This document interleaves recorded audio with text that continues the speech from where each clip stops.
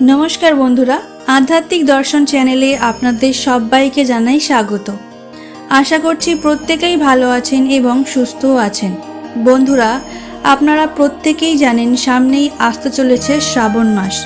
और এই শ্রাবণ মাস যে দেবাদিদেব মহাদেবের অত্যন্ত প্রিয় একটি মাস তাও আপনারা সবাই জানেন। তাই আজকের ভিডিওটি শ্রাবণ মাসে শিব পূজা নিয়ে।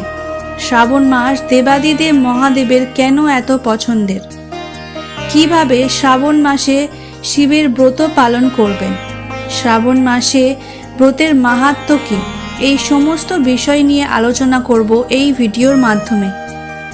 তাই বন্ধুরা এই সমস্ত বিষয়ে জানতে হলে ভিডিওটি প্রথম থেকে শেষ পর্যন্ত দেখুন। আর যদি ভিডিওটি দেখে আপনাদের ভালো লেগে থাকে তাহলে অবশ্যই ভিডিওটিতে একটি লাইক ও কমেন্টে হর হর মহাদেব একটি বার লিখে যাবেন।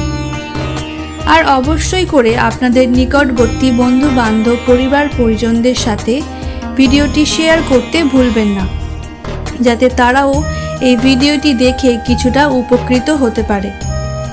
তাহলে আর দেরি না করে চলুন ভিডিওটির মূল পর্বে যাওয়া যাক।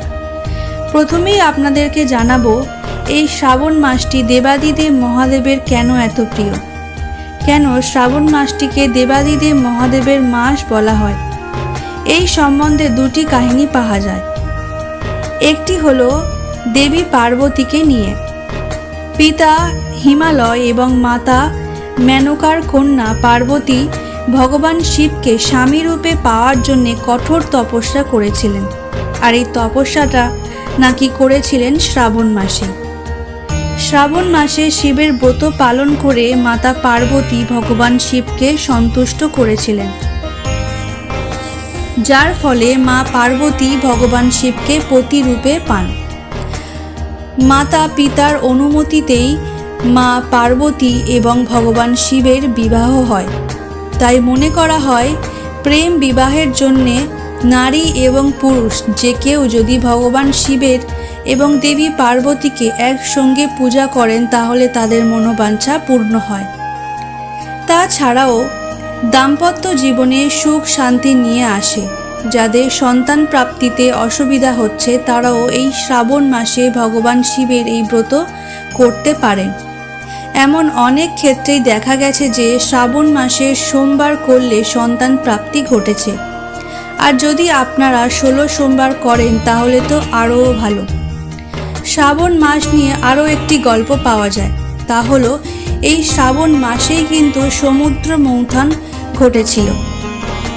আর আপনারা প্রত্যেকেই জানেন যে এই সমুদ্র মন্থন থেকেই উঠেছিল হলাহল বিষ। এই বিষে সমগ্র সৃষ্টি ধ্বংসের দিকে যাচ্ছিল। এই ধ্বংস রক্ষার্থে সকল দেব দেবীরা ভগবান শিবের কাছে গিয়ে প্রার্থনা করে। সেই প্রার্থনাতেই ভগবান শিব সাড়া দেন সমগ্র সৃষ্টিকে বাঁচানোর জন্যে। সেই বিষটিকে ভগবান শিব এই শ্রাবণ মাসেই ধারণ করেছিলেন, তাই তার আরেক নাম নীলকণ্ঠ। বন্ধুরা তাহলে আপনারা বুঝতেই পারছেন ভগবান শিব সমগ্র সৃষ্টির রক্ষাকর্তা।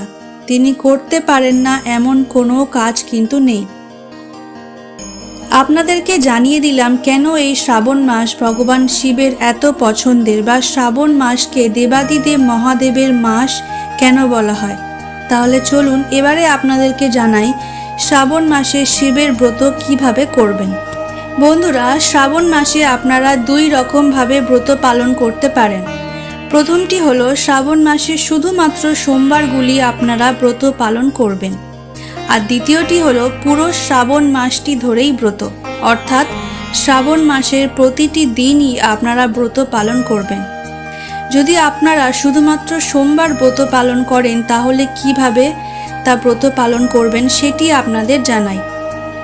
শ্রাবণ মাসের প্রতি সোমবার সকাল সকাল উঠে যাবেন। সকালে স্নান সেরে শুদ্ধ বস্ত্র পরে পবিত্রভাবে ভগবান শিবের পূজা করবেন। পূজা করার আগে কোনো রকমের খাদ্য অর্থাৎ ফল বা অন্য কোনো রকমের খাবার খেতে পারবেন না। পুজো হবার পরেই আপনারা কিছু খেতে পারবেন, তবে সেটি শুধুমাত্র ফল। ফল ছাড়া আপনারা সাবুও খেতে পারেন। কিন্তু ভাত বা রুটি লুচি আপনারা এই দিন খেতে পারবেন না। তবে যদি আপনারা অসুস্থ হয়ে থাকেন বা বৃদ্ধ হন অথবা কোনো গর্ভবতী মহিলা হন তাহলে ভাত বা রুটি খেতে পারেন, তবে নিরামিষ সবজির সাথেই খাবেন। বন্ধুরা, আপনারা যদি পুরো শ্রাবণ মাসটি ধরেই ব্রত করতে চান সেক্ষেত্রে সম্পূর্ণ শ্রাবণ মাসটিতেই আপনাদেরকে নিরামিষ আহার করতে হবে। ভগবান শিবের পূজাও আপনাদের 2 বেলাতেই করতে হবে।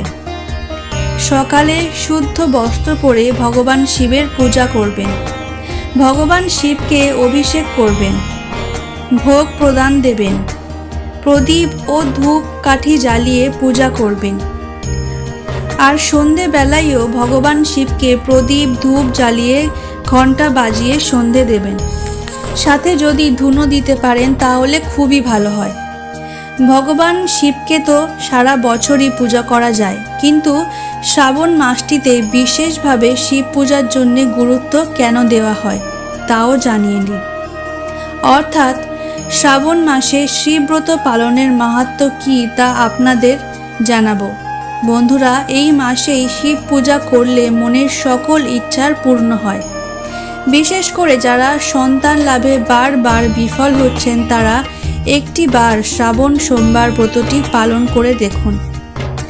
ভক্তি দিয়ে ভগবান শিবের পূজা পালন করে দেখুন। ভক্তি দিয়ে ভগবান শিবের পূজা করুন। আমার বিশ্বাস আপনাদের সন্তান প্রাপ্তির মনোবাঞ্ছা অবশ্যই পূর্ণ হবে।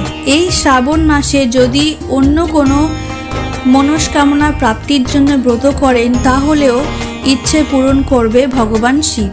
তাছাড়াও যারা প্রেম বিবাহ করতে চান বাড়ির সম্মতিতে তারাও শ্রাবণ মাসের সোমবারের ব্রত অবশ্যই করতে পারেন। বন্ধুরা, শ্রাবণ মাস অত্যন্ত পবিত্র একটি মাস, তাই এই বছরের শ্রাবণ মাসকে বিফলে যেতে দেবেন না। এই মাসে যে কোনো মনোবাঞ্ছা নিয়ে যদি আপনারা পুজো করেন তাহলে তা ভগবান শিব নিশ্চিত পূরণ করবে। তবে বন্ধুরা, আমি বলবো আপনারা শ্রাবণ মাসে কোনো ইচ্ছা ছাড়াই ভগবান শিবের পূজা করুন। ভগবান শিব সকলের মনের ইচ্ছা বুঝতে পারে। কার জন্যে কোনটি ঠিক ভগবান সব কিছুই জানেন। তাই শুধুমাত্র ভগবান শিবের ব্রতটি করুন, কোনো ইচ্ছে রাখবেন না।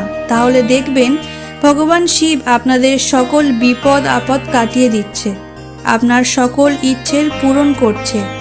তাই ভগবান শিবকে কিছু চাওয়ার থেকে না চাওয়াই ভালো। বন্ধুরা, এই বছর অর্থাৎ 2025 সালে শ্রাবণ মাস শুরু হচ্ছে জুলাইয়ের 18 তারিখ থেকে আর শেষ হচ্ছে 17ই আগস্ট। বন্ধুরা, এই বছর সোমবার পড়েছে 4টি। তাহলে বন্ধুরা, আজকের মতো ভিডিওটি এখানেই শেষ করছি। ভিডিওটি শেষ পর্যন্ত দেখার জন্য ধন্যবাদ। আবার দেখা হবে পরবর্তী ভিডিওতে। আপনারা ভালো থাকবেন, সুস্থ থাকবেন।